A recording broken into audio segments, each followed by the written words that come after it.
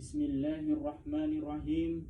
Assalamualaikum warahmatullahi wabarakatuh.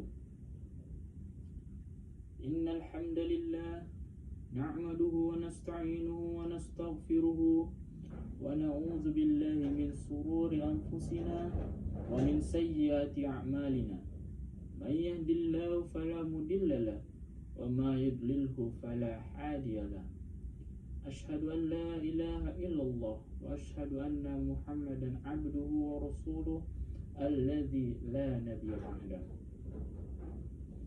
Alhamdulillah, marilah kita panjatkan puja dan puji syukur kita kehadirat Allah Subhanahu wa taala yang telah memberikan kita nikmat karunia dan kesempatan serta kesehatan sehingga kita dapat berkumpul di tempat yang kita cintai ini. Dan tak lupa salawat bertangkaikan salam keruh kepada junjungan kita Nabi besar Muhammad sallallahu alaihi wasallam yang berlafazkan Allahumma sholli ala sayyidina Muhammad wa ala ali sayyidina Muhammad. Saudara-saudariku yang dirahmati Allah, sebenarnya apa itu sabar? Sabar memang mudah untuk diucapkan, tapi sangat sulit untuk kita terapkan. Kebanyakan mayoritas manusia di bumi ini sangat mudah untuk mengatakan sabar kepada orang yang sedang kemalangan atau orang-orang yang sedang tertimpa musibah. Tetapi diri sendiri sangat sulit untuk menerapkan apa sebenarnya itu sabar.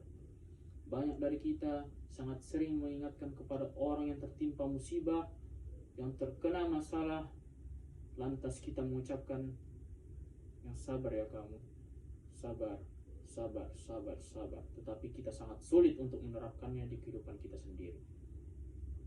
Oleh karena itu, sebenarnya manusia ini patutlah memiliki sifat sabar dalam dirinya masing-masing, karena Allah sangat mencintai orang-orang yang sabar, dan mereka adalah orang-orang yang selalu berada di samping Allah Subhanahu wa ta'ala.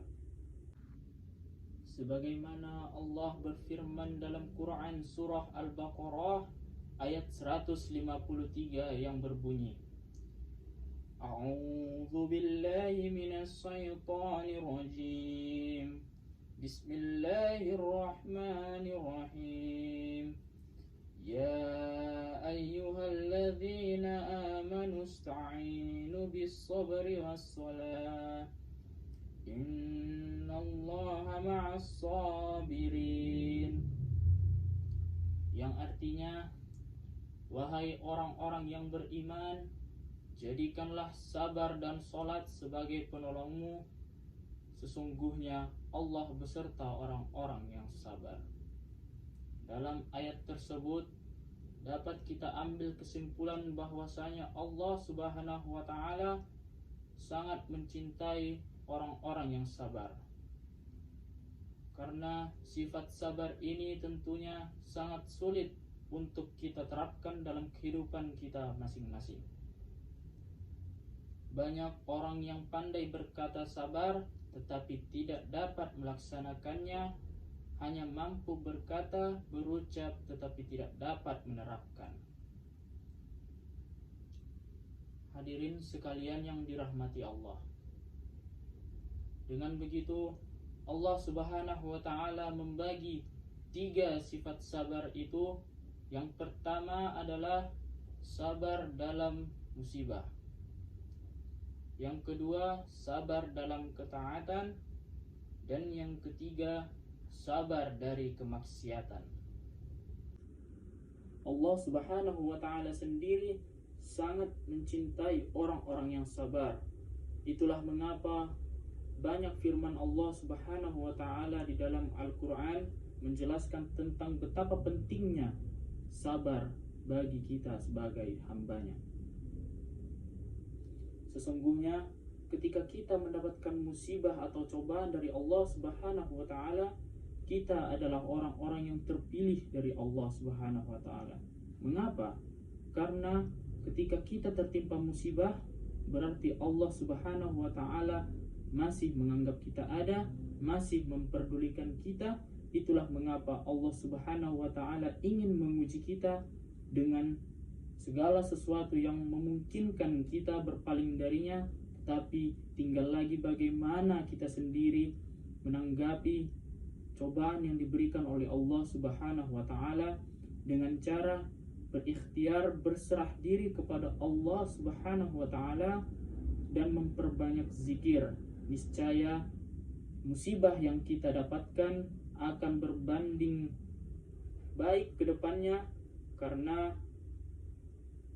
sesungguhnya musibah yang kita dapatkan banyak hikmah di belakangnya. Kemudian yang berikutnya adalah sabar dalam ketaatan.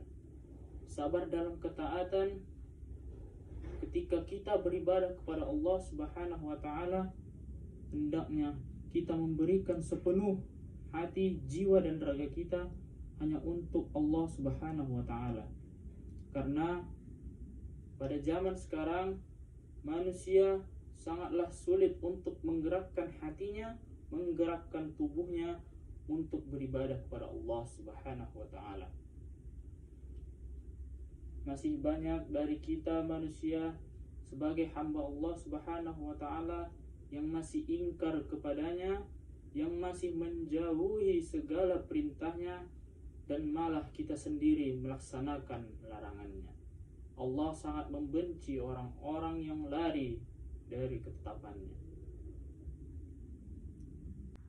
Kemudian yang terakhir yaitu sabar dari kemaksiatan. Sabar dari kemaksiatan, hendaklah kita menjauhi segala larangan Allah dan melaksanakan perintah Allah. Karena ketika kita melaksanakan kemaksiatan, Allah sangat membenci perilaku tersebut. Jadi ketika kita mendapatkan ajakan-ajakan untuk berbuat maksiat, untuk berbuat salah, untuk berbuat sesuatu yang menjauhkan kita dari Allah Subhanahu wa taala, hendaklah kita untuk menolak ajakan tersebut. Karena Allah sangat mencela tindakan-tindakan yang membuat kita jauh dari Allah Subhanahu wa taala. Cukup sekian yang dapat saya sampaikan. Apabila saya ada salah kata, salah ucap, salah tingkah laku yang menyinggung hadirin sekalian, saya meminta maaf yang sebesar-besarnya, dan saya memohon ampun dengan segala kerendahan diri saya kepada Allah Subhanahu wa taala. Karena sesungguhnya kesempurnaan itu hanya milik Allah Subhanahu wa taala. Kita hanyalah makhluk rendah, makhluk yang hina di hadapan Allah. Tetapi yang membuat derajat kita tinggi hanyalah iman dan ketakwaan kita. Mungkin saya akhiri dengan salam. Assalamualaikum warahmatullahi wabarakatuh.